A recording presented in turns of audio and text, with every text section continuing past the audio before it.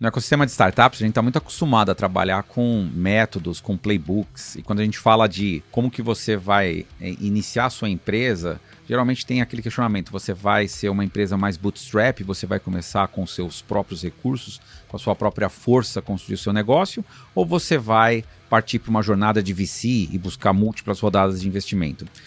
Só que não existem só essas duas opções. Quem sabe você não possa trabalhar numa terceira opção. E é sobre isso que a gente vai discutir hoje no episódio. Será que existe essa terceira via para você buscar a sua jornada de crescimento da sua empresa? Bora lá?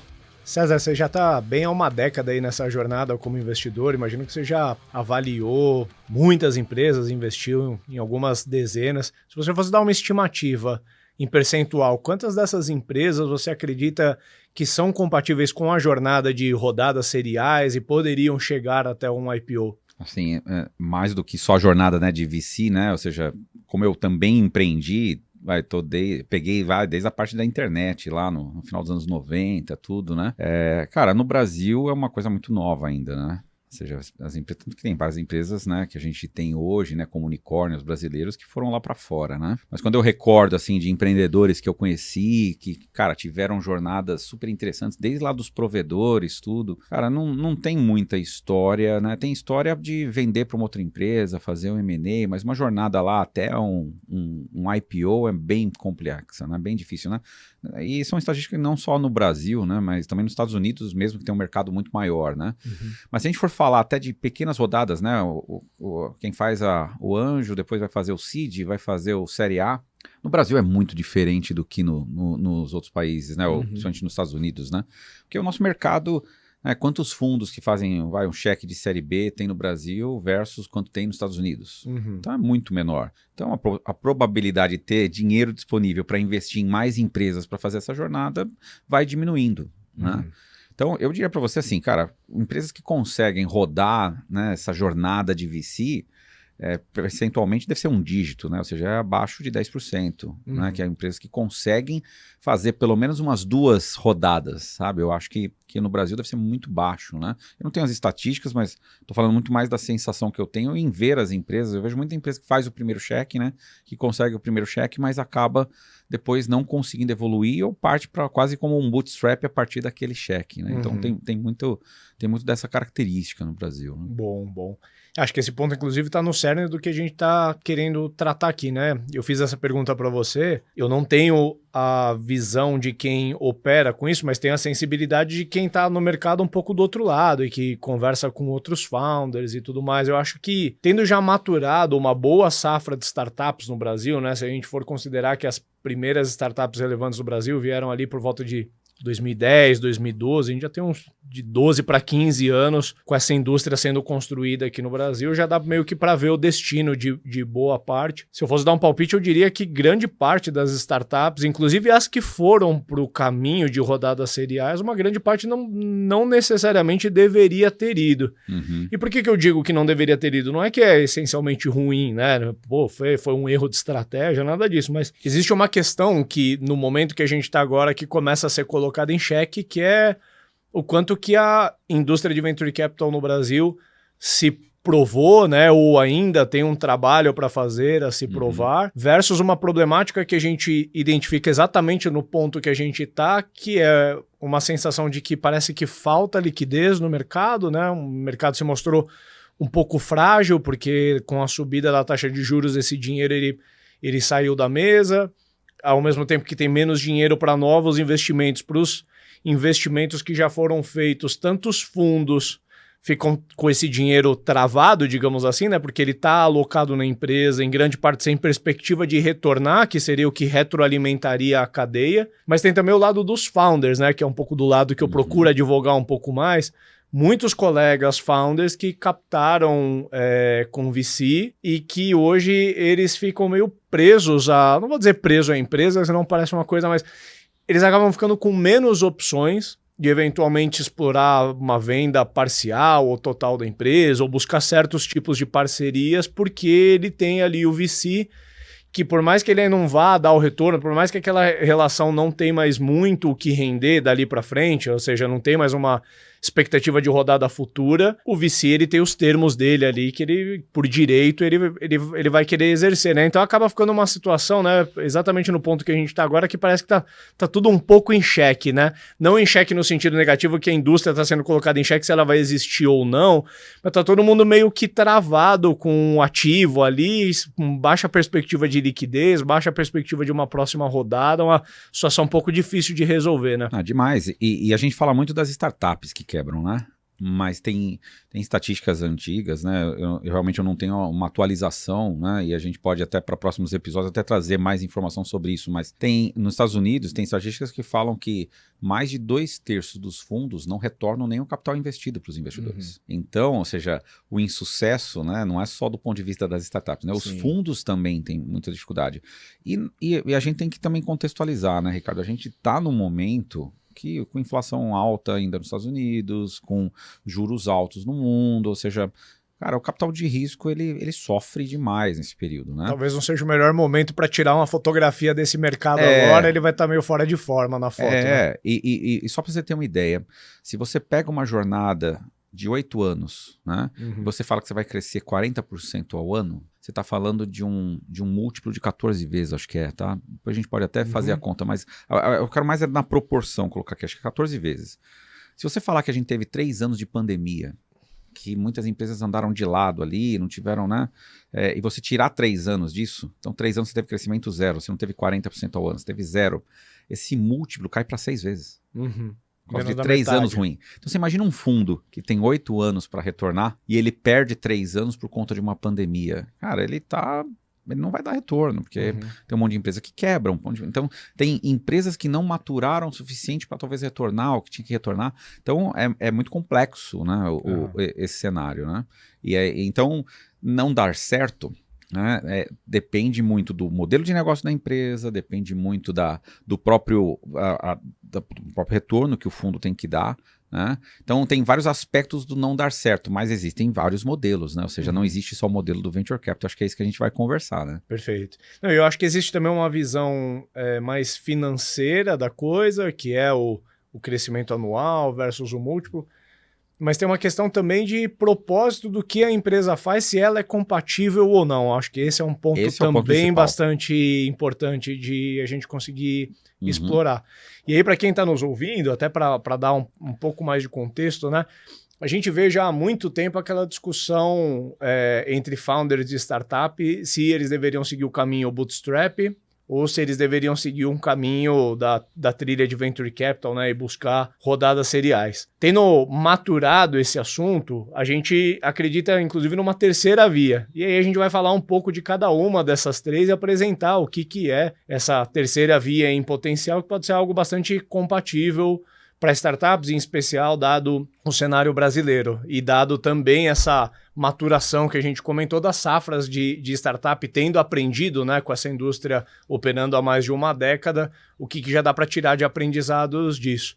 E aí, aproveitando, se você está ouvindo Startups and Downs, primeiro você está tomando conhecimento agora, saiba que a gente tem mais de 100 episódios gravados. Se você está ouvindo a gente pelo YouTube, confere no nosso Spotify, tem mais de 100 episódios no nosso histórico lá. E a gente começou a gravar também em vídeo, do episódio 100 em diante. A gente está publicando tanto no Spotify, quanto no YouTube, quanto em outros streamings, tanto áudio quanto vídeo. Tenho certeza que se você der uma olhada no nosso histórico ali, vai ter vários temas que podem te ajudar, especialmente se você está nessa jornada empreendedora. Se você conhece outras pessoas que estão passando por desafios parecidos com você, encaminhe o programa para essas pessoas também, que com certeza você vai estar ajudando essas pessoas e vai estar nos ajudando também. Por fim, garanta que você já está seguindo o programa para receber os próximos, dá 5 estrelinhas para nós no Spotify, curte esse episódio e vamos para frente aí, criar essa corrente do bem e ajudar outros colegas empreendedores aí nessa jornada que não é nem um pouco fácil, né? E dentre os vários dilemas, a gente tem esse dilema bootstrap, VC, trazer investidor ou não trazer. Vou começar explorando um pouquinho do caminho bootstrap, né? O que está implícito nessa escolha, vantagens, desvantagens. Vamos lá. Acho que é legal a gente conceituar um pouquinho, né? O que é esse caminho, né? Talvez começar pelo bootstrap, né? Acho que esse caminho do bootstrap a gente fala que é você caminhar com as próprias pernas, né? Ou seja, não vou pegar talvez um dinheiro de alguém de fora, eu vou usar o meu próprio capital, ou só o meu próprio conhecimento, o meu próprio trabalho, né? E a partir daí tentar trazer rapidamente algum contrato de cliente para que isso retroalimente ali o meu projeto e ele ganhe aquela tração inicial para ele começar a crescer, né? Para ele começar a alavancar, né? Eu acho que é isso que é o bootstrap. Não sei se você tem alguma característica importante que você adicionaria aqui no bootstrap. Talvez tecnicamente vão ter pessoas que vão concordar, né? Uma visão um pouco mais para a direita, um pouco mais para a esquerda, né? Talvez uma visão muito fundamentalista vai dizer que o bootstrap você não poderia pegar dinheiro de fora, mas eu acho que uma empresa que não vende equity para tomar dinheiro e ela eventualmente alavanca com banco, ainda é uma empresa bootstrap, porque ela manteve a sociedade como está e ela alavancou ali, ela busca operar em break-even, eventualmente para financiar um projeto, para financiar um time frame ali da empresa que ela pretende ter uma queima de caixa, ela toma um dinheiro externo, mas talvez dentro do cenário que a gente conhece de startup, bootstrap significa você não compartilhar ali a sua sociedade em troca de dinheiro nas etapas da jornada, né? Manter ali os sócios fundadores e eventualmente pessoas da equipe no cap table da empresa. Perfeito. Eu acho que tem também a gente tem um conceito meio que já formatado de que o bootstrap ele não tem as características de hypergrowth, né? Talvez, né? E como a gente fala quando você tem um VC, né? Porque você tem um projeto, o VC coloca dinheiro, com esse dinheiro você consegue trazer mais gente, mais recursos, mais tecnologia, e aí você busca com esse dinheiro turbinar seu crescimento, né?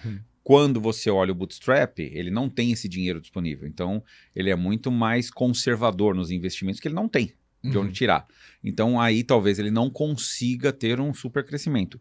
Agora, logicamente que no comecinho, toda empresa, né? Quem tem 0 fez 1, fez um resultado espetacular, né? Quem tinha 1 faz 2, dobrou.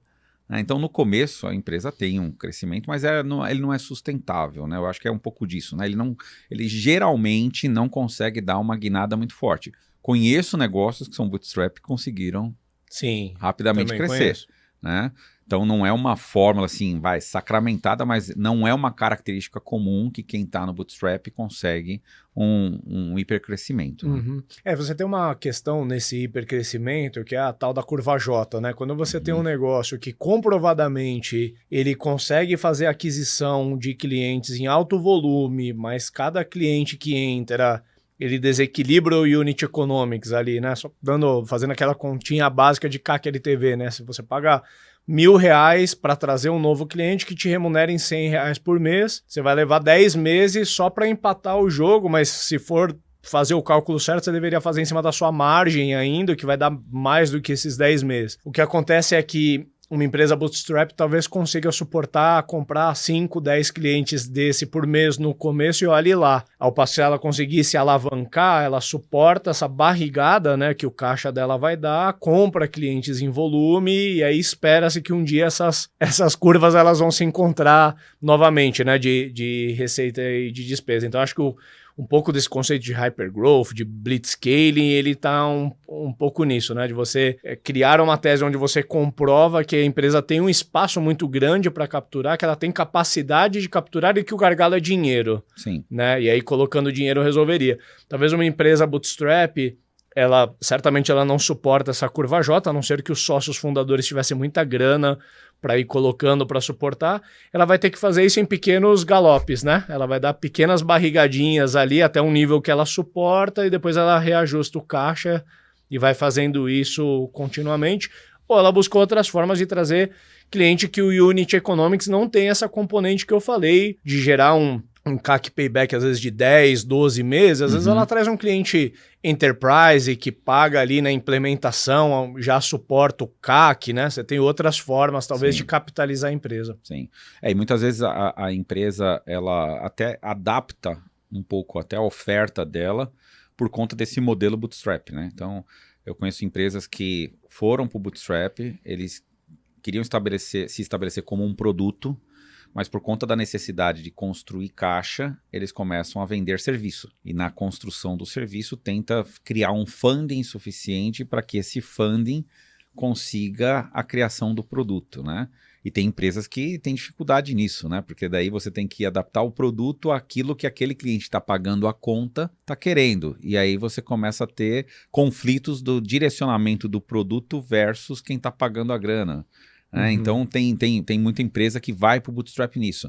Tem empresas que por exemplo, tem negócios que são hardware. Muito difícil o bootstrap com hardware. Né? Sim, ao mesmo tempo que é difícil encontrar VC para negócio de hardware também. E é difícil encontrar. Por isso que a gente vê, infelizmente, poucos cases brasileiros frente ao que a gente vê no mundo, talvez Ásia, mercado norte-americano. Né? Hoje aqui no Brasil, quando você fala em hardware, é muita coisa de FINEP, FAPESP, né? Então acho que tem BNDES, eu acho que são essas linhas diferentes que você tem que buscar para hardware. Mas hardware é uma questão, assim, é difícil você fazer um bootstrap com hardware. Sim. Né? Porque tem um investimento ali e até aquilo retornar, você não faz um hardware e já vende, né? Então é bem complexo. Até para produzir em escala você vai ter que investir na linha de produção, né? Não é só a compra do hardware em si, mas para você produzir uma coisa, você fazer um protótipo, talvez dá para fazer no fato a mano. Outra coisa é você conseguir dar conta de fazer 100 por mês, 1000 por mês. Provavelmente você vai ter que ter uma planta, uma linha de produção, pessoas, máquinas e por aí vai. Eu conheço uma startup que construiu um hardware e é interessante, só que ela usa o hardware para vender, para produzir a impressora, para produzir, né, equipamentos, peças, né, uma impressora 3D. Então, aí ela não vende o hardware em si, mas ela usa o hardware que ela desenvolveu para prestar um outro serviço que tem um baita valor agregado. Então aí foi possível ele construir um business bootstrap. Né? Então ele teve bastante sucesso com a construção de um business bootstrap, mas não é a regra. Né? Empresas de serviço, né? Quando você vai fazer uma prestação de serviço, né? Pô, eu vou fazer um conjunto aqui de pessoas para fazer serviços de IA, por exemplo. Então, a gente vai criar data lake, a gente vai criar os algoritmos ou fazer as primeiras configurações do produto, ou seja, a gente vende isso como um serviço, não como um produto, né? Ou seja, uma empresa que começou dessa forma é bootstrap, né? Ela nem tem, talvez, aí as características de atratividade que um VC está olhando, né? Sim. O VC gosta de recorrência, né? O VC gosta de um mercado muito grande para você percorrer e você conquistar rapidamente, né? O VC tem algumas características e muitos dos negócios eles acabam sendo automaticamente empurrados para o bootstrap. Perfeito. Se a gente fosse falar em perfil, né, que eu acho importante ajudar quem está nos ouvindo a aterrissar um pouco mais, né, tendo dado o contexto do que é bootstrap. Talvez a gente tenha de um lado assim empresas que claramente vão pelo caminho bootstrap, empresas da economia real, empresas de serviço, né, que não tem esse apelo, talvez não checa todos os itens do gabarito do VC, que é 100% digital, receita recorrente, um poder de escala tremendo, comprovação de tração histórica já crescendo na casa de 3 dígitos ano. Muitas empresas não vão bater esse gabarito, talvez mais nesse perfil, né? Sim. Serviços, varejo, indústria, economia real, de uma forma geral. Do outro lado, você tem as startups, mas não é toda startup. Você tem algumas startups que têm a característica do hypergrowth, ou pelo menos dá sinais de que ela pode atingir esse hypergrowth. Você tem uma porção de startups que ficam meio que numa zona cinza, que você fica em dúvida se, muitas vezes assim, claramente é uma startup, mas ser uma startup não automaticamente coloca ela na esteira de hypergrowth. Sim. Então ela é digital, ela é escalável, ela tem um mercado relativamente grande, mas às vezes ela já tem ou um cenário competitivo maior, ou um mercado ainda a ser desenvolvido. Ela pode ter outros componentes, ou é uma empresa de software, mas tem uma linha de receita relevante também de serviço para conseguir fazer aquela entrega, e acaba ficando nessa meiuca de assim, deveria captar ou não, né, esse perfil de empresa. E eu até diria para você que no Bootstrap a gente encontra bastante empresa que não é startup. Né? Porque se a gente for... A definição mais comum que a gente vê da startup é uma empresa em busca de um modelo de negócio replicável, escalável e lucrativo, né? Existem muitas empresas que vão para o caminho do Bootstrap e não quer dizer que elas são más empresas, né? Essa é uma coisa que a gente precisa sacramentar. Não ser uma startup não quer dizer que você não é uma ótima empresa, né? Então, esquece isso. Ser ou não startup não define se o negócio é ótimo ou não. né? Mas o modelo da startup é replicável e escalável. E existem negócios que não têm essa característica, né? Principalmente do escalável. Acho que replicação todo mundo acaba tentando buscar por produtividade. Perfeito. Né?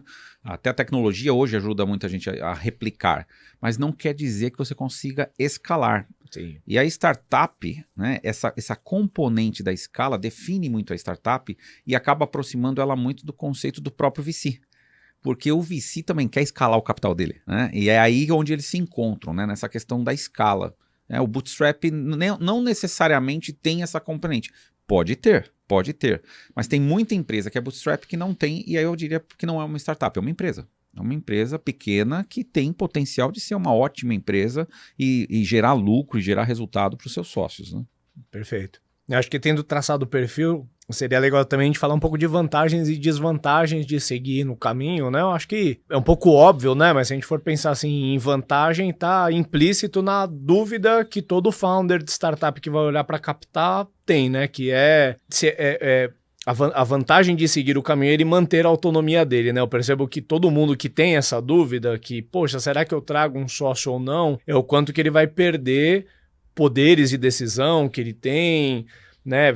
E aí essa dúvida ela pode ir longe, né? Tem desde de founder que acha que vai perder a empresa levantando dinheiro, até founder que já está mais bem calibrado e entende qual que é o real papel do VC. Ele sabe que ele vai ter que compartilhar, sim, da governança, boa parte das decisões que estão ali, mas fato é, quando você segue no caminho bootstrap, talvez a maior vantagem seja você escolher fazer o que você e os teus sócios ali entenderem que é o melhor a fazer. Sim. Seja mexer no objeto da empresa, aumentar ou diminuir salários, vender a empresa ou não, ou seja, você ainda mantém essa total autonomia, ao passo que quando você já tem um investidor, nem todas essas decisões você vai poder tomar. Mas aqui vale a pena a gente definir assim, né? O que é o investidor e o que é o VC. O VC é um tipo de investidor.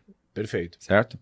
E aí, este medo, quando você fala assim, né? Eu ouço muito isso dos founders. Eu tenho medo de fazer, né? De ter o investidor ou ter o VC, porque aí eu vou perder a minha autonomia. Eu diria para você o seguinte, que, cara, se você perdeu a autonomia com o VC, você não tem um VC, você tem só um investidor. Não é um investidor VC, porque o VC, por característica, ele já tem intrínseco que ele não quer ficar... Ele não quer operar a tua empresa. Ele não quer operar a sua empresa. O VC já tem essa maturidade, entendeu? Sim. O VC, ele não vai querer capturar 40, 50% da sua empresa, 40, 50% da sua empresa de saída. Ele não vai querer entrar nisso, né? Um investidor que entenda o que é esse rumo do VC, ele não vai fazer isso. Agora, um investidor que não conhece esse caminho do VC, vai chegar para um cara que está começando a sua empresa... A empreendedora está lá começando e chega alguém com uma proposta e eu boto um dinheirinho, eu te ajudo aqui e vou querer 40%, 50%. Eu quero controle da sua, né, da sua ideia. Porque, cara, assim, aí não é VC. Sim. Eu acho que o VC não tem essa característica. É bom distinguir que eu acho que é justamente esse perfil que você está descrevendo que os founders têm medo. Isso. Que eu acho que é mais difícil a gente ouvir falar sobre isso nos últimos tempos por conta da velocidade da informação e todo mundo se fala.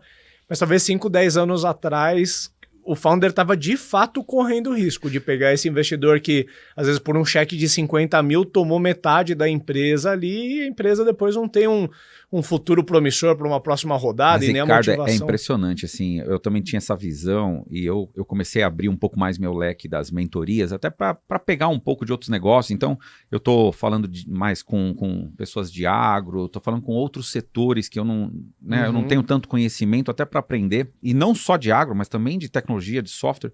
Eu tenho pego casos, assim, de que...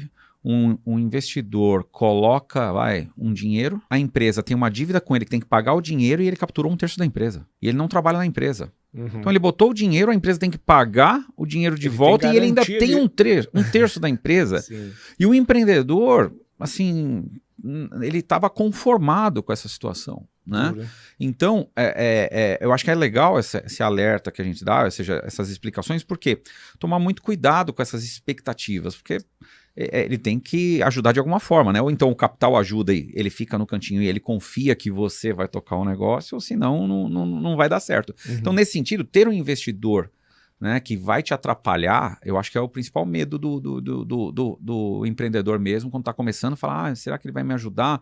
Será que vale a pena o dinheiro dele e tal? Se ele tiver consciência e se colocar no lugar dele, sim. Né?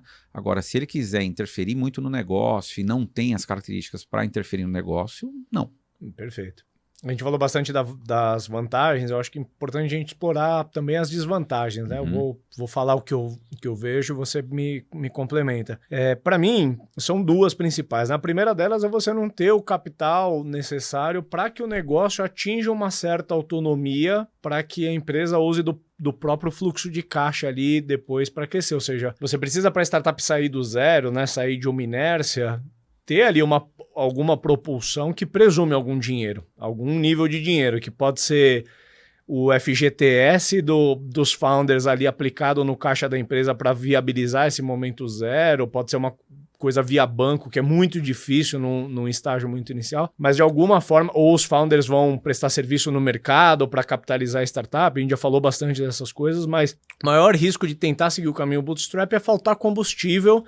E às vezes você morrer na praia com um bom projeto. Sim. E esse projeto não né, morrer por inanição ali por falta de grana. E um segundo que eu vejo, que ele é ainda mais comum, mas é possível resolver sem necessariamente a empresa captar, que é a empresa crescer com uma governança amadora. E a gente vê muitas empresas que atingem bons patamares já de crescimento, mas que tem um quadro societário todo desarranjado, não tem, às vezes você tem o fundador principal que iniciou ali no negócio é super majoritário, mas ele já não está mais tanto no negócio, aí já tem uma série de diretores que tocam o dia a dia da empresa, mas não tem participação. Tô dando só um exemplo, né, de problema assim, de governança. Poderia trazer para uma realidade que eu vivi na minha empresa anterior, que é ter empreendido entre amigos e ali muitas vezes a gente não tinha uma reunião de sócios, um acordo de acionistas, coisas que protegem os próprios sócios, né, de tocar, que eu acho que acaba sendo uma premissa normalmente quando você traz um investidor e te ajuda a profissionalizar esse lado. Sim. Só essa desvantagem eu acho que dá para mitigar ela, porque você pode investir em governança não necessariamente trazendo investidores. Sim. Muitas empresas que nunca captaram constituem um conselho e trabalham com contrato social, né, com stock option, com outros mecanismos que ajudam a empresa a ir acomodando as questões de governança societária de forma profissional. Eu colocarei uma desvantagem aqui, Ricardo, que ela está vinculada talvez ao próprio modelo, tá? De novo, não é uma regra, mas é uma característica comum que a gente vê.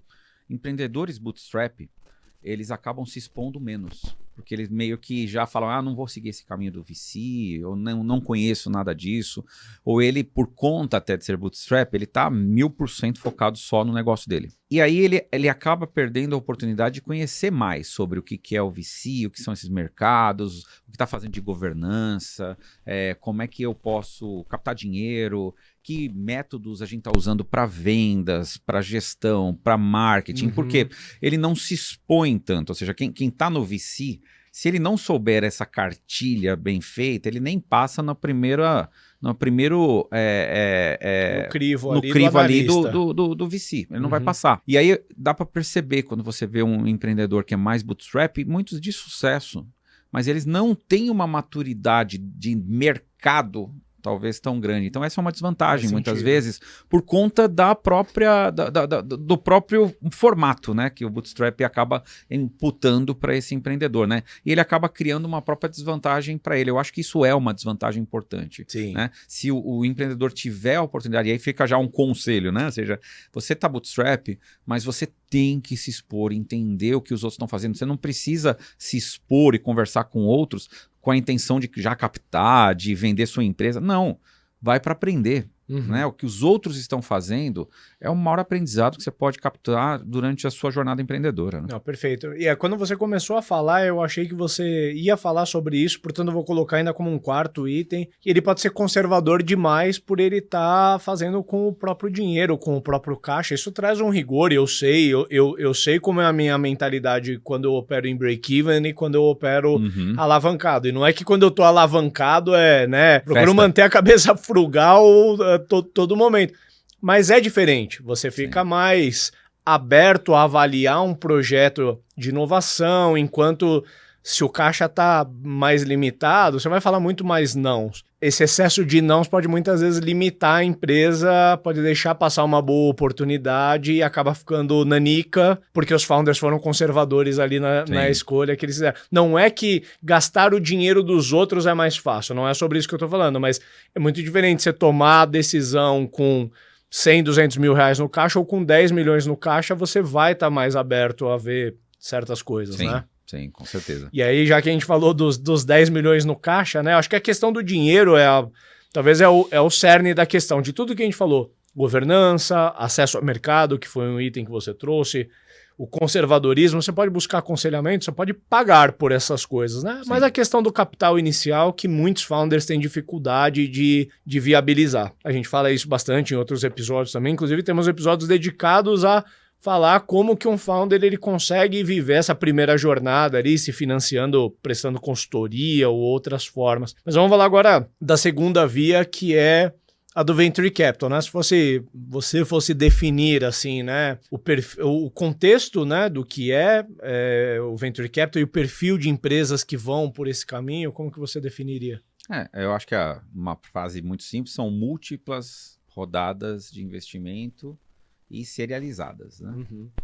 Uma na sequência da outra, várias, né, ocorrendo, na qual você chega em patamares como se chegou num posto de gasolina, encheu o tanque, você tem o tanque ali para chegar no próximo posto e aí no próximo posto encher o tanque de novo e cada vez você consegue fazer uma jornada talvez um pouco maior, né? Então acho que é isso que é o Venture Capital, né? Ou seja, é um capital para te ajudar a acelerar o seu crescimento, porque claramente aquele dinheiro vai te ajudar a trazer um crescimento, talvez você fosse alcançar em 10 anos e você fazê-lo em 2, 3 anos.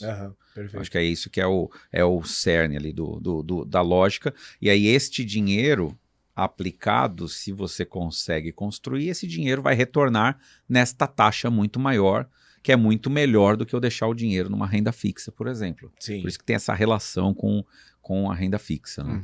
E eu acho que o desafio é que só colocar o capital não é fator de garantia de que a empresa ela vai chegar no próximo estágio, né? E o que a gente vê nas estatísticas é que normalmente 90% das empresas que captam uma rodada não chegam até a próxima. Sim. E um pouco do dilema desse mercado, é um pouco do que a gente procura tratar aqui também, como um dos tópicos do programa, sempre falou, o que acontece com esses outros 90% que captaram uma rodada que presumia chegar até a próxima e ficam pelo caminho, né? E aí acho que daí tem uma questão, talvez, de perfil, né? Um pouco do que a gente iniciou o episódio falando é que talvez algumas startups que entraram na sua jornada não deveriam ter entrado, ou algumas entraram, tinham potencial para essa jornada, mas no meio do caminho esse potencial ele foi se apagando e de repente ali no meio da jornada, entre uma rodada e outra, ela percebeu que, putz, ela não vai conseguir continuar fazendo aquilo até o IPO, só que ela está no meio do caminho. Sim. Não é que ela é ruim, mas ela já não é mais o aporte de capital que vai fazer a diferença para ela continuar subindo. E o desafio que fica no meio do caminho, para as empresas que ficam no meio do caminho. Sim. Uma característica que tem aqui, né? Ou seja, pensa no Venture Capital como vários estágios, né? São vários fundos, por isso que tem lá o Anjo, o Seed, o Série A, a Série B, são vários estágios. Cada estágio, imagina que a empresa chegou num patamar. Neste patamar, ela ainda tem capacidade de continuar crescendo a uma taxa tal que remunere o dinheiro que está sendo colocado a mais ali na empresa para ela dar uma alavancada. Né? Então, acho que é sempre essa lógica que a gente tem que pensar. Ou seja, imagina que você tem o seu dinheiro aplicado, seu dinheiro está dando 10% ao ano, né? E aí alguém está te oferecendo um investimento com risco que pretende dar 40% ao ano. Né? Ou seja, ele dobra a cada 2 anos, por exemplo. Né? Então, você tem que ver se a empresa vai conseguir fazer essa jornada. E mais para frente, se alguém vai comprar. Ou se vai ter o próximo fundo que vai querer colocar dinheiro nela. Porque ela, depois de crescer essa jornada de 2 anos com você, ela tem condição de continuar crescendo a essa taxa? Ou ela vai estabilizar? E vai se tornar uma empresa, de repente, comum, normal, mas uma boa empresa. Né? Então, o Venture Capital, ele pretende que você tenha quantas rodadas possíveis e quem sabe chegar no sonho dourado, que é chegar no IPO. Uhum. Né, que é a oferta pública de ações, né, quando você vai lançar uma empresa lá na bolsa. Então, essa característica, né, tem muita empresa que ela pode ter para um primeiro, para um segundo estágio, mas ela está descobrindo o seu negócio. E à medida que ela descobriu o seu negócio, de repente ela chegou num patamar. E nesse patamar ela não consegue, ela tem que se transformar, ela tem que mudar o seu negócio. E talvez os empreendedores não tenham essa gana ou essa competência, talvez, para mudar o negócio, né? Ou talvez não tenha até recurso para mudar, talvez tenha ambição, mas o dinheiro foi gasto na tese anterior, Isso, né? E o próximo estágio de investimento não está vendo aquela empresa preparada ou, cara, você não está ainda preparado para... Então, quanto menos fundo tiver disponível, talvez seja isso que a gente aconteça no Brasil, você tem mais empresas que chegaram nesse nível e eles conseguem, eles têm um capital limitado. E eles vão escolher aquelas que realmente fizeram algo de diferente, que são poucas. Sim. Então, por isso que a gente tem muito represamento, né? Né? Você pega um Série A para ir para o Série B, é bem mais complicado ir para o Série B, né? Do Seed para o Série A, do Série A para o Série B e assim por diante, é muito mais complicado, porque tem empresa que para ali no Série B, para. E talvez o que ela vai fazer é continuar crescendo, se transformar numa boa empresa, dar dividendos e talvez fazer no Brasil, que tem muito, é M&A. Sim. Né? Para daí, quem sabe, uma ou outra conseguir fazer um IPO, né? Porque é bem mais raro aqui no Brasil. Uhum. Então, por isso que tem essa questão que a gente estava falando lá no começo, né? De que tem muita empresa que vai para o Venture Capital, mas ela meio que para no meio do caminho, né? Uhum. Ela para no meio do caminho. Perfeito. Eu tenho a sensação, né, de que a gente olha para esse mercado e a gente traça a regra um pouco olhando pelas exceções, né? Porque se a gente for olhar, o Brasil certamente já produziu algumas dezenas de milhares de startups, mas quantas a gente tem que realmente percorreram essa jornada do começo ao fim? Dá para contar nos dedos das duas mãos, né? Nubank, iFood, Quinto Andar, empresas que ou já abriram capital ou que são prospectos ali de abrir capital num futuro próximo ali, mas a gente vê quase que toda a indústria, todas essas dezenas de milhares de founders perseguindo essa mesma trilha. Sim. E para acontecer, né, para a gente conseguir produzir uma empresa da magnitude do Nubank, quantos astros não precisariam estar alinhados, né? Porque era a oferta certa, no lugar certo, com os founders certos, eles encontraram esses postos de gasolina que você falou, acho que tem até uma história particular dessa empresa que o fundador, se eu não estou enganado, ele já tinha trabalhado no Sequoia, que é um dos maiores fundos do mundo, então ele não tinha garantia, mas ele tinha uma margem de segurança maior, de se ele conseguisse levar a empresa até aquele patamar, ele já tinha um relacionamento que seria favorável para ele, ou seja, né, eu estou descrevendo um case aqui, sim, mas a quantidade de astros que estão alinhados. Você imagina uma empresa, por exemplo, que se preparou e que às vezes estava com tudo ajustado para captar o seu Série A ou o seu Série B e chegou no momento de pandemia, por exemplo. Sim. Ou pior, chegou nesse momento de 2012, 2013 e o dinheiro acabou. Às vezes a empresa ela atingiu tudo que ela precisava, mas chegou no posto e não tinha gasolina, né, no posto para fornecer, né? Ou seja, a gente tem algumas rachaduras, né, nesse mercado que não dependem só também da capacidade dos founders, da capacidade do negócio ali de entregar. E o que a gente está buscando, ou seja, a gente falou do perfil das empresas, né, Ricardo, lá do Bootstrap. E aqui a gente está falando quase que o contrário do que está ali no Bootstrap, né? Então a gente está falando de um perfil de empresas que crescem muito, né? Então o que o VC está buscando é empresa que tenha um crescimento super rápido, empresas que tenham uma estratégia, de repente, eles meio que dominarem o mercado, né? E aí quase que consolidarem o mercado, né? Então, empresas que têm essa tese, né? Tem muita empresa que VC gosta, empresa de B2C, né? Ou seja, né? Você vê Bootstrap menos comum para B2C. Sim.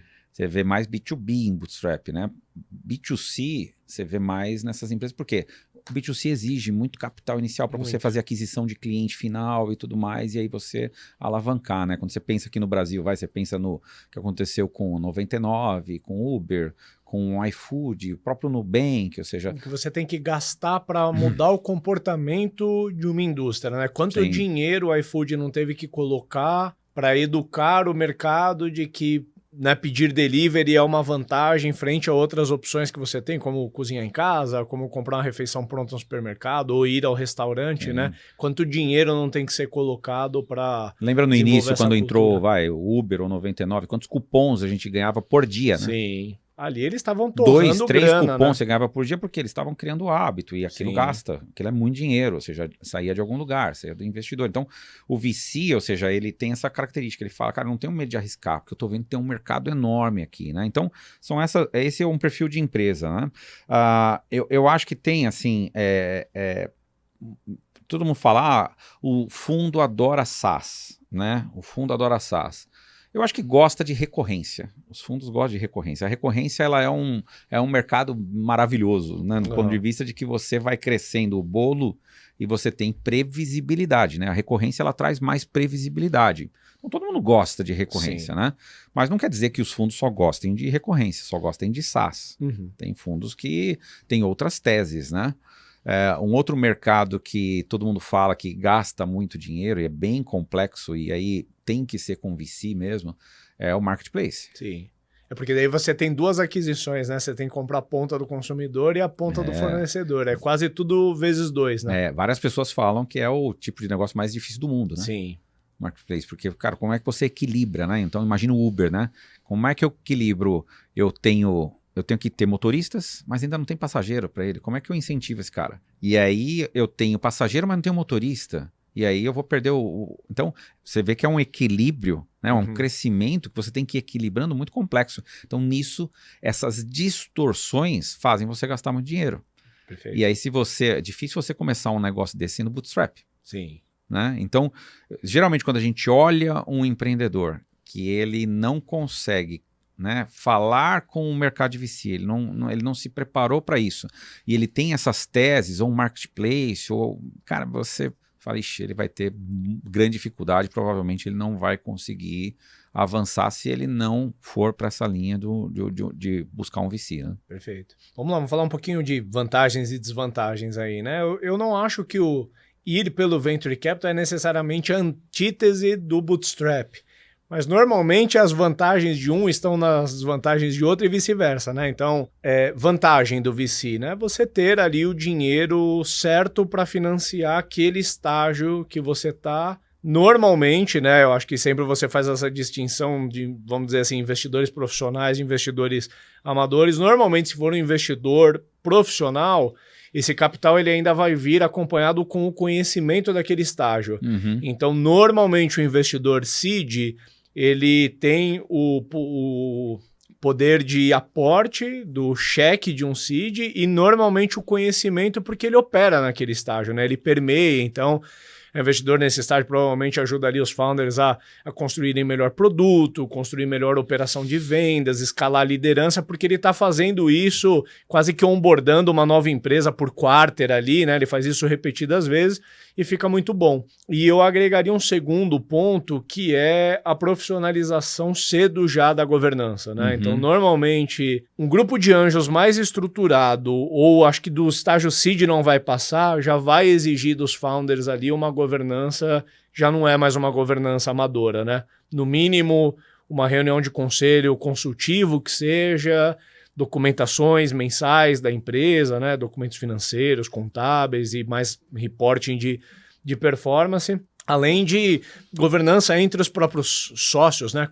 Acordo de acionistas, critérios para stock option, gatilho de saída, dentre outras coisas que protegem a própria empresa. Sim. Pode acontecer de uma empresa em estágio seed muito menor do que uma empresa bootstrap já ter uma governança muito mais profissionalizada. Então, nisso eu vejo uma vantagem. Volto ao ponto. Eu acho que uma empresa bootstrap pode comprar essa governança profissional sem trazer o investidor.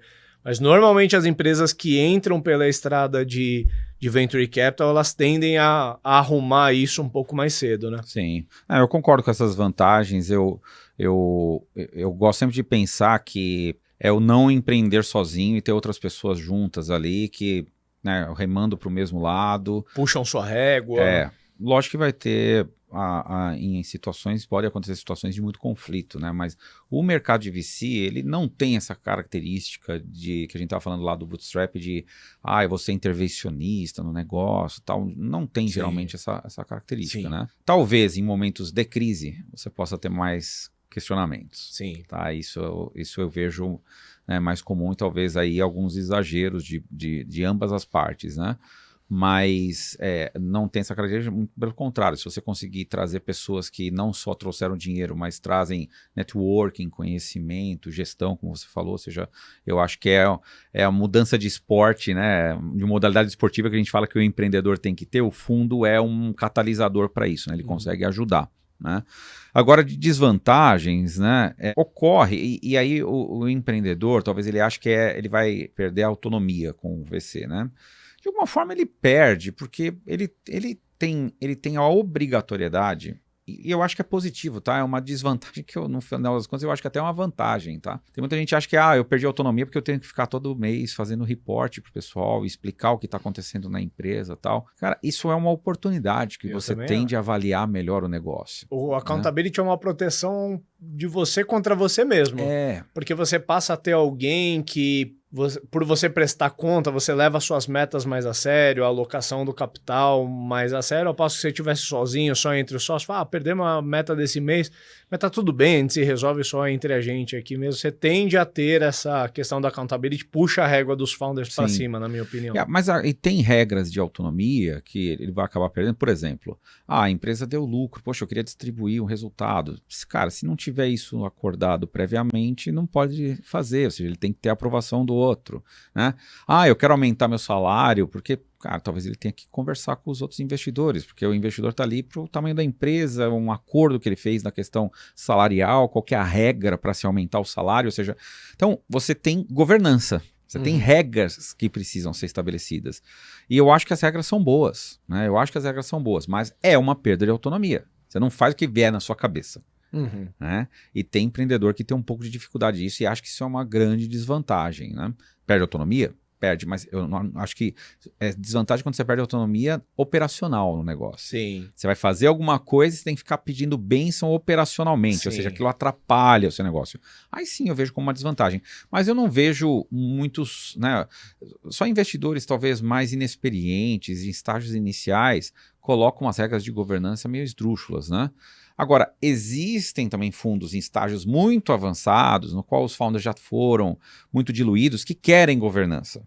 Então a empresa já é uma SA, já tem, e eles querem governança, eles querem estabelecer, porque o founder ali, ele virou um super executivo, provavelmente, então ele vai compartilhar, ele deixou de ter o domínio da empresa. E aí ele vai perder a autonomia mesmo, à medida que ele vai avançando nesses estágios, é de se esperar que ele perca um pouco de autonomia, e aí ele tem que saber lidar corporativamente como que ele consegue obter a maioria para que as ideias que estão na cabeça dele possam, ele não vai poder falar, eu decidi, pronto, e todos os investidores são passageiros do trem da agonia e eu faço o que eu quiser. Entendeu? Ele vai perder. Então, à medida que os estágios vão avançando, existe efetivamente uma perda de autonomia. Eu acho que quando você fala em autonomia, você fez uma boa distinção do que é autonomia operacional e o que é autonomia contratual / societária, digamos assim, né? Eu percebo que muitos founders têm receio de trazer investidores com medo de, para qualquer coisa, ter que pedir bênção para os investidores. Tipo assim, poxa, se eu quiser desenvolver uma nova feature, o investidor vai se meter. Então eu vou trabalhar, qualquer hora o investidor ele vai aparecer aqui no escritório para conferir se eu estou trabalhando, se o time está mandando bem, sim ou não. E esse tipo de micromanagement, pelo menos de fundos profissionais, eu nunca ouvi falar. Temos fundos pela Hamper, nunca apareceu um investidor de sopetão para ver se eu estava trabalhando ou não, ou para olhar, cara, eu não concordo com essa meta de vendas que vocês colocaram, estão fazendo do jeito errado. A gente também nunca se permitiu chegar num caso esdrúxulo a ponto do investidor precisar puxar as rédeas ali, né? Mas aonde sim você vai ter um compartilhamento de autonomia é no que tange as coisas que normalmente estão ali no contrato, e muitas vezes a gente passa rapidamente pela etapa do contrato porque a gente quer muito aquela rodada, mas aquilo pode vir a depor contra mais para frente, a depender do propósito dos founders, que significa que muitas vezes você trouxe um VC pro teu negócio, vai ter algumas cláusulas ali, como por exemplo de liquidation preference, que vão te impedir de vender o negócio de qualquer jeito, a qualquer hora, por qualquer valor. Coisa que se você fosse bootstrap, vamos extrapolar, sendo esdrúxulo aqui, ofereceram 1 milhão pela tua empresa e você como founder ficaria hiper realizado pondo 1 milhão no bolso. Provavelmente se você fez uma rodada com a tua empresa avaliada a 10 milhões e apareceu alguém oferecendo 1 milhão para comprar, você como founder poderia ficar feliz. Mas você tem uma cláusula ali que te impede de fazer isso. Muitas vezes uma cláusula que te diz que você só pode vender a tua empresa se for a 3 vezes aquele valor. Ou seja, você teria que vender a 30 milhões e você como founder pode ficar contrariado. Eu acho que nenhum founder capta no momento avaliado a 10 milhões pensando em vender por 1 milhão. Mas se no momento, pela circunstância, o founder cansa, ele quer fazer outra coisa da vida, qualquer coisa assim, ele tem sempre que recorrer ao contrato e ver as coisas que ele pode e não pode fazer, né? Sim, sim. Eu acho que uma outra desvantagem, né, é o tempo que se perde. Os empreendedores geralmente perdem muito tempo no fundraising. Isso acho que é uma desvantagem. Eu vejo muita dispersão de energia no processo de fundraising. E principalmente quando o processo é muito demorado. No Brasil, os processos são demorados. Sim. Né? Ninguém consegue, né? É muito difícil conseguir um cheque em 3 meses. Né? Então você vai passar 6 meses, 9 meses, 1 ano. E talvez tomar um monte de não, aprender um monte de lição de casa e ter que voltar para a prancheta e mais um tempo de execução para voltar a falar com todo mundo. E nisso... então, é muito comum você ver curvas de empresas que estão crescendo e você vê, de repente, uma diminuição nessa taxa de crescimento e você vai ver ele coincide com um período de fundraising, né? Um pouquinho antes você vai ver que é aquilo, porque o founder ali, ele deixou de estar exercendo algumas coisas ali na empresa, no dia a dia, né?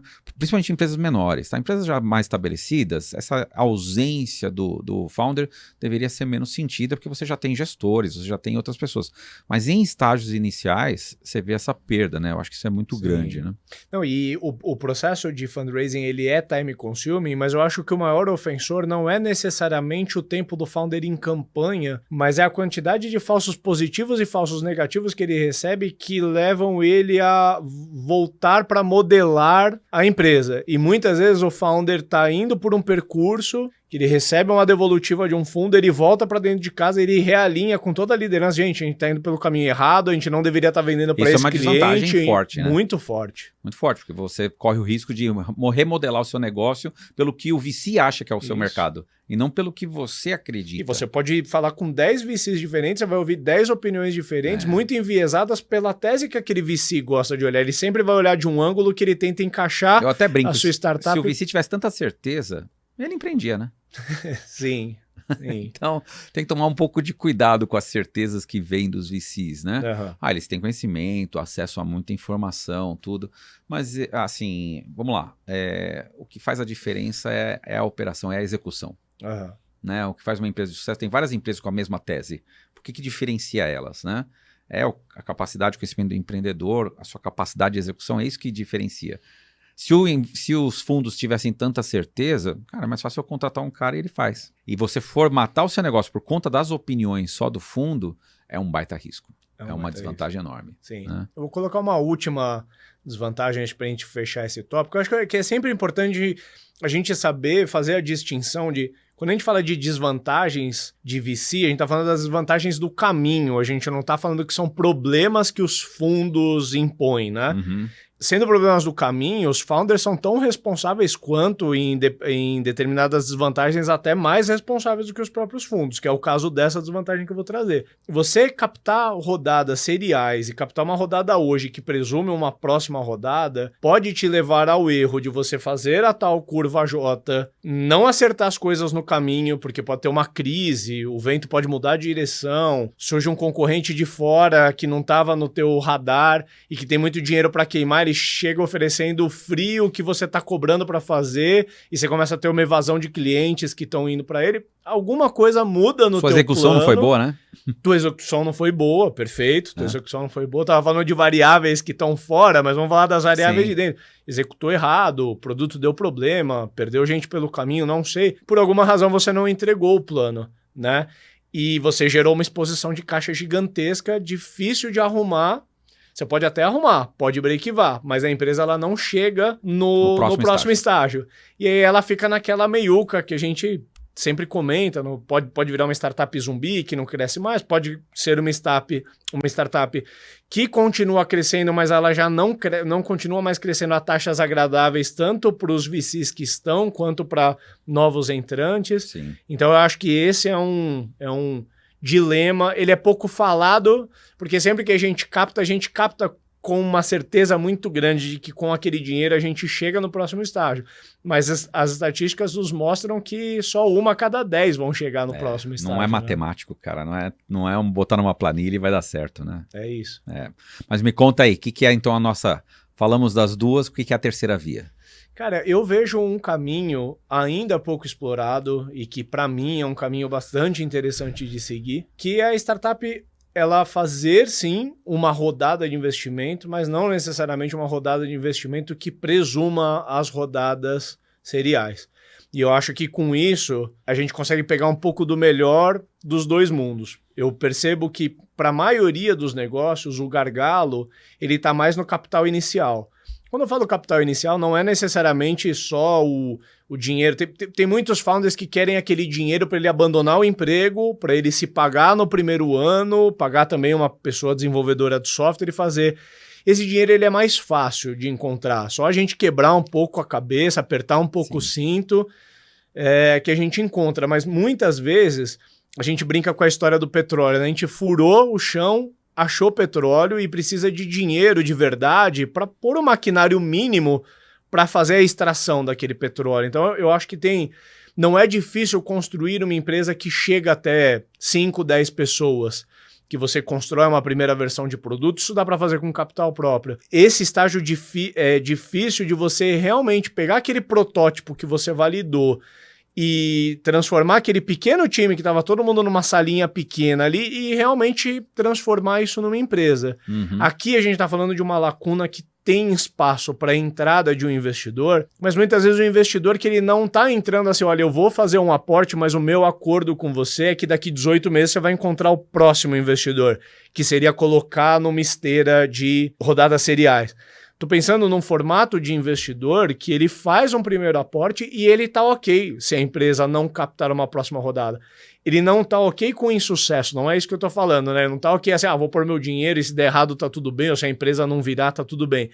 Tá falando do investidor que ele almeja sim o crescimento, ele tem uma expectativa de liquidez, seja em forma de dividendos futuros, ou seja, na venda da empresa, que aquele ativo vá crescer algumas múltiplas vezes a partir da entrada dele, mas que não necessariamente a pilha que ele vai colocar no negócio é pela próxima rodada, e sim pelo crescimento, talvez pela perpetuidade do negócio. Talvez aí esteja vinculado, por isso que fica difícil com o VC, é o capital paciente. É o investidor que colocou o capital ali e ele não tem ali uma obrigação ou um tempo para ter o retorno, né? Então, se esse negócio demorar 5 anos, ou demorar 10, ou demorar talvez 14, 15 anos, ele está ali, o capital dele está alocado e ele não tem obrigação de devolver esse dinheiro para alguém, tudo, ou seja, não é fácil achar investidores assim, né? Geralmente são investidores mais em estágio inicial, mas uma outra característica que eu acho que tem nisso, nessa terceira via, é que você de alguma forma quer buscar o que a gente falou do conhecimento também. Sim. Um investidor que consiga não só trazer para você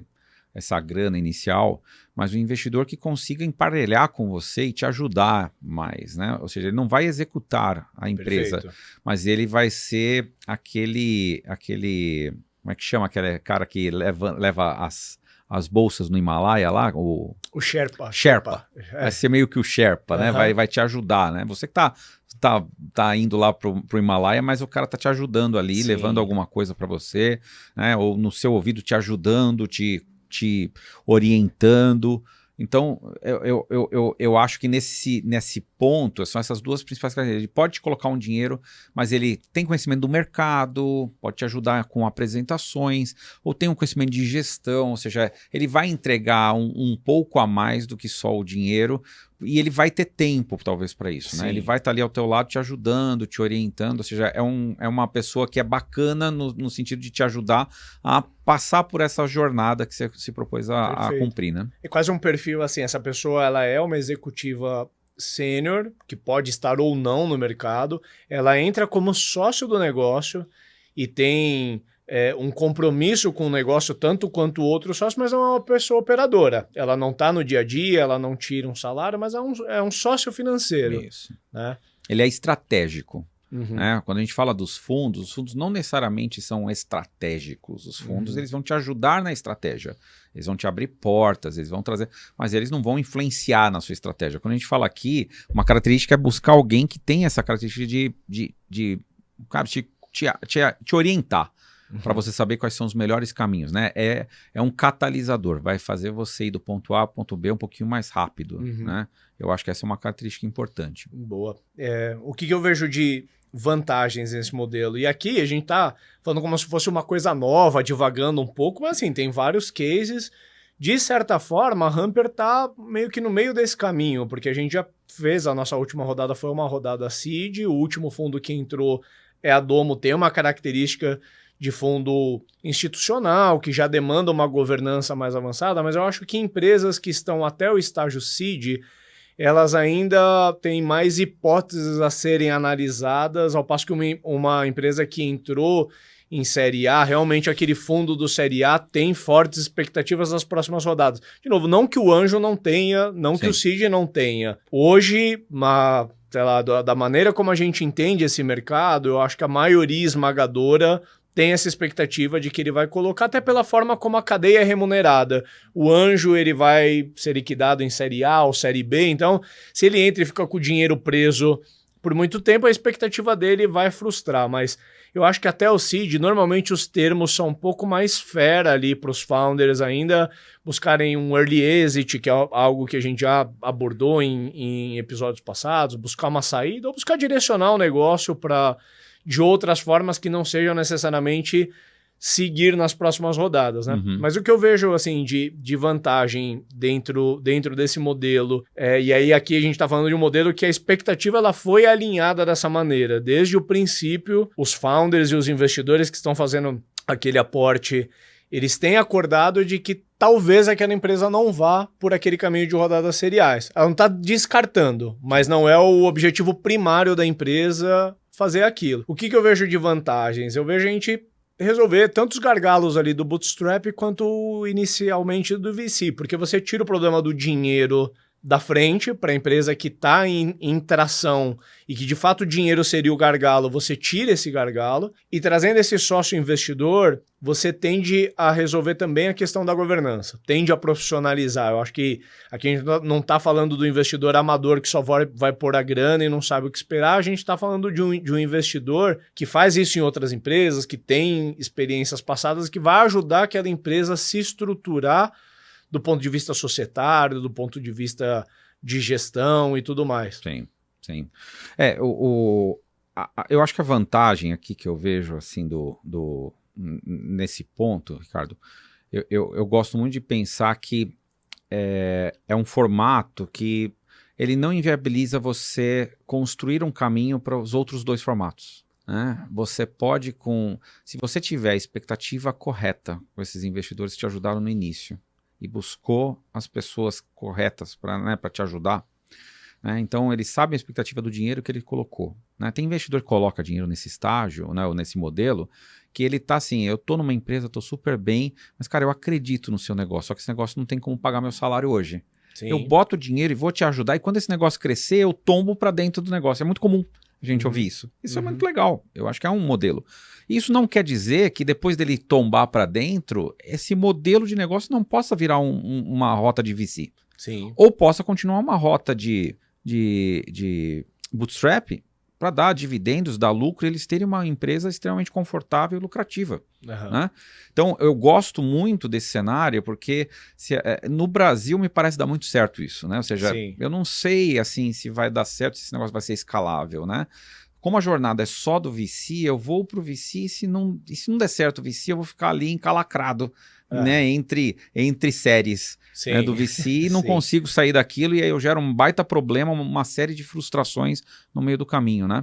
Então, assim, eu tenho estudado alguns modelos assim, são bem interessantes. E eu acho que ele tem essa vantagem, né? Sim. Ela abre o caminho para os dois lados. Né? Então, talvez a problemática central que esse modelo ele resolve está justamente no que você falou, a empresa ter ido pelo caminho de captar investimento, mas ter ficado pelo caminho. Uhum. Porque daí os termos normalmente praticados por VC vão impedir essa empresa de fazer algumas coisas que eu acho que esse investidor inicial ele poderia trabalhar com cláusulas mais leves que não necessariamente empurrariam a empresa para uma próxima rodada, e sim cláusula, é claro, ele tem que proteger o capital dele, acho que aquela mesma máxima que eu falei, se entrou num valuation de 100 milhões 3 meses depois, o founder não pode aceitar uma proposta de 1 milhão pela venda da empresa, porque aquele cara, sim, investidor, se daria muito mal nesse caso. Mas já não precisa ter tantas questões que forçam a empresa a continuar naquela estrada de VC, aliviar um pouco nesse aspecto, né? Sim. E dar um pouco mais de liberdade para a empresa tomar o caminho que for, podendo o caminho das rodadas seriais ser uma alternativa, né? Sim.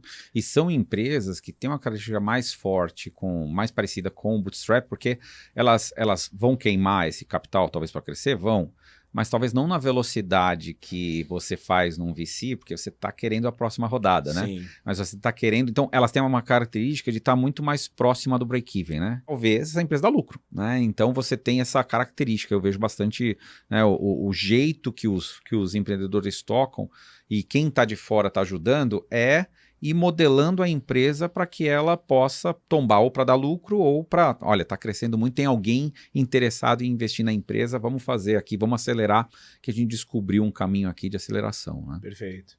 Se a gente fosse falar em desvantagem, eu acho que desvantagens, que eu nem sei se a gente pode considerar dessa forma, né, mas que estão diretamente ligados a você trazer um investidor para o negócio, não importa o tipo dele. E com certeza ele vai querer uma participação, então a primeira desvantagem é um caminho que os founders eles são diluídos da mesma forma e vão ter autonomia compartilhada. A partir daquele momento ele tem mais gente ali que vai opinar no negócio, que vai exigir.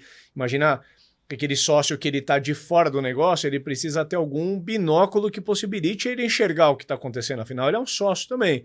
Ele vai ter que ter uma reunião de prestação de conta, o envio de alguns documentos, essas coisas.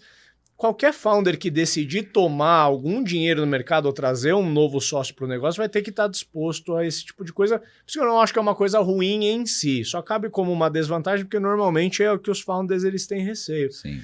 Mas se eu fosse colocar uma desvantagem um pouco diferente das outras duas que eu comentei, eu acho que esse aporte ele tem uma característica de ser um dinheiro mais racionalizado, na minha opinião. Eu acho que os investidores ali em estágios iniciais do VC, que vão presumir rodadas futuras, não discutem tanto em detalhe valuation, o quanto que a empresa precisa, porque presume muito assim, é um bom negócio, eu quero entrar, vamos tentar chegar no meio do caminho aqui, no valuation entre o que o founder quer e o que é razoável, sim, um cheque que claramente eu acho que essa empresa sobrevive mais 12, 18 meses, e aí vai captar outro dinheiro depois, meio que o problema é do próximo. O próximo vai pôr valuation, o próximo ver qual que é a rodada certa. Nesse caso que a gente está falando, se a empresa ela quer realmente viver com uma única rodada, ela tem que acertar muito bem a medida, tanto de diluição quanto de cheque, porque não dá para ela fazer meia execução e voltar para esse sócio e falar, pô, cara, eu calculei mal, eu achava que eu ia gastar 1 milhão, mas eu tô vendo que vão ser 3 milhões. E aí, como que a gente resolve essa história? Encarar esse sócio que entrou com dinheiro como um banco é um risco danado aqui. Né? Esse cara não vai ficar te refinanciando não é um banco, toda hora. Né? E também do lado do investidor, ou seja, ele tem que saber falar qual é o tamanho do risco que ele vai correr. Porque você pode ter colocado 1 milhão e aí a empresa precisa de mais 500 e você não gostou da execução no 1 milhão, você tem que imaginar que você não vai 500 para recuperar 1 milhão, talvez você vai perder 1,5 milhão. Então você tem que saber também a hora de parar. Né? Ou seja, então é um modelo que tem que saber trabalhar com a escassez. Ele não é uma coisa, eu tenho o primeiro cheque. Então, você vê como mindset, ou seja, eu não estou no mindset do VC, mas eu consegui captar. Mas eu estou usando muito, de uma forma mais restrita esse capital para que eu possa ter a alternativa de tombar para algo lucrativo ou para VC. né? Então você muda um pouquinho. Quando você está no VC, ou seja, tem muito empreendedor que vai muito forte para crescer rápido para já conseguir a próxima rodada, né? Nas rodadas iniciais, talvez seja mais fácil, né? Do anjo para o seed, né? Talvez consiga ir mais rápido. Mas se você vai com essa mentalidade, com pouco dinheiro, um investidor que não é tão sofisticado, de repente ele tem 30% da empresa, você não vai conseguir uma próxima rodada. Ou ele vai ter que ser diluído, aí ele não gostou da execução, e aí você começa uma série de conflitos. Então tem que tomar um pouco de cuidado mesmo. Perfeito. E se eu fosse resumir essa terceira via que a gente falou, ele também não é a antítese do Venture Capital. Ele é diria assim, uma alternativa de investimento, ou uma modalidade diferente de investimento. É um trial para o Venture Capital, vai? Um trial para o Venture Capital. Poderia ser encarado assim, ou uma rodada definitiva de fato, né? Quantas empresas não conseguem ir muito longe tendo captado apenas uma rodada? Por exemplo, um case... eu esqueci de mencionar, é importante dar os direitos também, procurando sobre isso, tem um artigo escrito no SaaStr, no blog do SaaStr, acho que quem nos escuta certamente conhece, é o maior evento de SaaS do mundo, tem um blog do Jason Lamb, que recomendo muito que leiam os conteúdos dele, ele fala sobre isso que a gente está falando, não foi necessariamente a nossa inspiração, mas procurando sobre o assunto a gente encontrou. Sim. E pega uma empresa que para mim é um baita case, de empresa maravilhosa, o Zapier é uma empresa que captou uma única rodada. Para mim ela está no panteão das empresas SaaS de hypergrowth, de números assim, e captou uma vez só. É claro, né? Não, de novo, não vamos tentar provar a regra com uma exceção. Mas a gente está mostrando que tem cases, eu considero a Hamper um case de empresa que captou pouco dinheiro e segue crescendo em uma jornada mais própria, dentre tantas outras aí que a gente conhece. Talvez só não é um modelo tão formalizado. Eu acho que é mais comum você encontrar outras Hampers que entraram na trilha do VC, uma hora captaram dinheiro e falaram, acho que está suficiente. Encontramos um ponto de autonomia aqui, desenquadramos aquela estrada de VC e está tudo bem, vamos seguir crescendo nossa jornada aqui. Sim, isso aí. Vamos para os ups and downs? Bora, puxa um down aí. Eu acho que a entrada na jornada de VCs, né, ela precisa ser muito bem entendida por todos os players, né? Se você não tiver essas expectativas alinhadas, ou seja, eu como empreendedor não entender qual é o objetivo do fundo ali do outro lado, né, o VC do outro lado, e o fundo talvez não entender, ou seja, claramente qual é o meu objetivo como founder, né? A probabilidade de atrito e decepção é muito grande, muito grande. Então a jornada de VC, ela precisa ser muito bem discutida. Ela precisa ser uma clareza muito grande do que, olha, eu quero tentar, mas se não acontecer a rodada, né? O que acontece? Essa pergunta eu nunca vi ninguém fazer. Sim. Né? Então, para mim, é uma desvantagem quando você não se prepara para o insucesso. Você só desenha o caminho perfeito, né? E eu vejo isso muito comum. E se a gente fosse olhar pelas estatísticas, essa deveria ser a primeira conversa. A maioria vai ter o caminho não perfeito. Sim, perfeito. Cara, para mim, um down são founders de startups que só aceitam adentrar nessa jornada se for pelo caminho do Venture Capital. Eu sei que é um caminho... Ele pode parecer mais fácil, porque ele tem dinheiro, não necessariamente ele é o mais fácil, não vai dar para desdobrar muito isso por aqui, mas eu acho que está implícito nas próprias falas do episódio. Mas ele se demonstra também um caminho mais glamuroso, né? O founder, ele tem aquele reconhecimento, né? De, sou um founder, captei um série A, um série B, tem uma questão, né? De credibilidade, que eu acho que eu já comentei isso outras vezes, que cria uma alusão quase que o founder que capta VC está para um atleta que consegue ir para as Olimpíadas, né? Realmente uma chancela de assim, você saiu só do seu jogo de bairro aqui, você realmente está jogando um jogo de escala global. Mas eu acho que não é só isso que está em jogo, né? Quando a gente vai empreender. Mas esse efeito, acho que principalmente influenciado pelos últimos anos, acaba criando uma coisa, César, que eu converso com muitos outros founders, e é muito natural você conversar com um founder que já está 10 anos na jornada, e o cara desabafar com você e falar, cara, eu ando cansado, cansado do que eu faço, talvez eu vou buscar uma venda da empresa nos próximos anos e tudo mais. Mas eu começo a perceber, founders estão no segundo ano de jornada, já querendo dizer assim, cara, eu fiz uma primeira captação, tá difícil captar a próxima, eu quero liquidar, eu quero vender o ativo. E aí você percebe que esse camarada ele não entrou pela jornada de empreendedorismo, ele entrou pelo game das rodadas. E é uma coisa bem diferente. Sim. Vou puxar o meu up aqui e reforçar um pouco o que a gente falou da terceira via, né?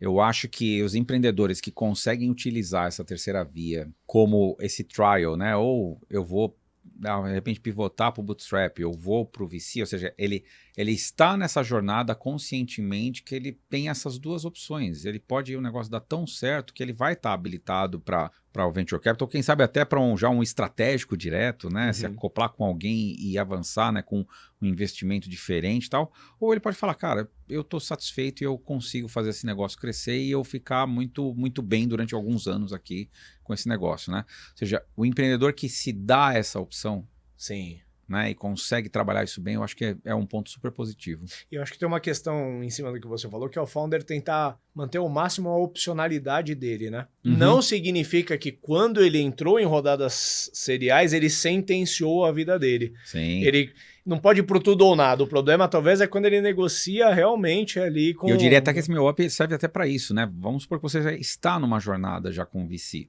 e você chegou nesse patamar, né? Você tem que entender que o VC ele vai ter que uma hora sair. Né? Ele tem que devolver o capital. Né? Como é que você constrói isso? Né? Ou seja, você pode, de repente, ter que pivotar a empresa para ela virar uma empresa mais de lucro, né? E não uma empresa que vai ter várias rodadas seriais até chegar num patamar que está dando lucro e tudo mais, mas vai ser vendida para um super estratégico a milhões ou bilhões. Né? Então, como é que você faz isso? Ou seja, então, o empreendedor que se prepara para esses estágios e sabe construir os cenários de pivotar de um lado para o outro, eu acho que é super, super interessante que tente construir esse racional.